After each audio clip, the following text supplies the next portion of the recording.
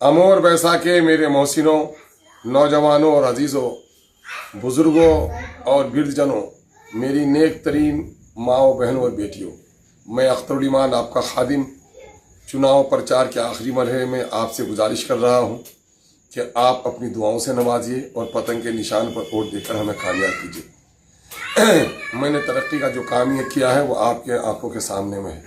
8 अरब रुपए के तरक्की के काम हमने किए हैं। मेरे तरक्की से बहुत लोग जल रहे हैं। कांग्रेस के लोग मुझे आज, कांग्रेस के कार्यकर्ता मुझे गाली देते तो कोई बात नहीं, कांग्रेस के लीडर ने मुझे गालियां दी हैं, इसका इंसाफ हम आपसे मांगते हैं।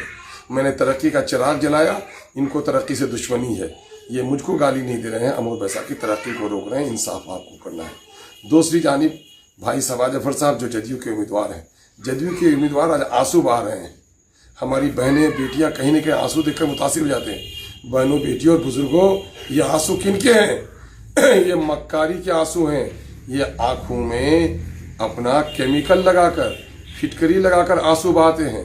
अगर दिल इतना ही नरम था तो गुजरात में जो बच्चे छीन कर मारे गए और उनके पार्टी मोदी के लोगों ने मारा, माँ के गोद से छीनकर आग में डाला, इनकी आंखों में पानी नहीं आया? बहन बिल्किस के साथ जुल्म हुआ, इनकी आंखों में पानी नहीं आया? वक्फ का काला कानून बनाना, जिसके जरिए से मस्जिद और मदरसों को बंद करने और कब्रिस्तानों को उजाड़ने का मामला है, इनकी आंखों में पानी नहीं आया?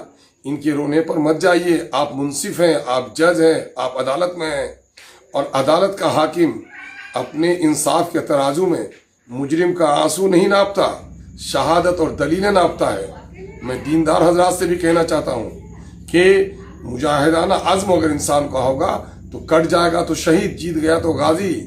ये रोना और बिलकना कौम की बदहाली पर तो सही है, लेकिन अपनी जाती मुफाद के लिए रोना बिलकना ये अय्यारी और मक्कारी की दलील है।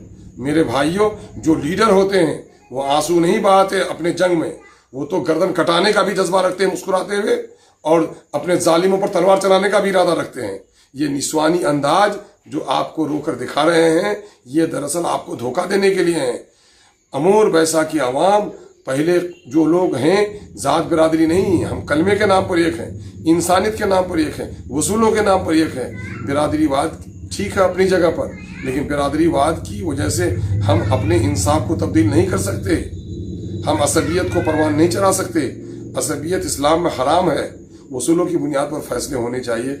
आपसे आजिज़ाना गुजारिश है कि आपने मुझे 5 सालों तक मौका दिया है। मैंने 5 सालों तक जो तरक्की की है, असम्बली जो आपकी नुमाइंदगी की है, एक बार हमें मौका दीजिए और इन लोगों के फुसलावे भड़कावे मत आइए। मैं एक बात अक्सर मजाहन कहता हूँ कि कबूतर के अंडे से चील और कौवा पैदा नहीं हो सकता। अमोर बैसा जहाँ 74 से मुस्लिम आबादी हो, वहाँ कोई मोदी का नुमाइंदा जीत जाएगा, वक्फ का काला कानून बनाने वाला जीत जाएगा। दुनिया इस पर हैरत करेगी इंशाअल्लाह। आपकी दुआएं मेरे साथ हैं। आपका वोट, मैं समझता हूँ अमोर बैसा की तकदीर बदलेगा। वोट दीजिए, दुआएं दीजिए और कामयाब कीजिए। अस्सलाम वालेकुम।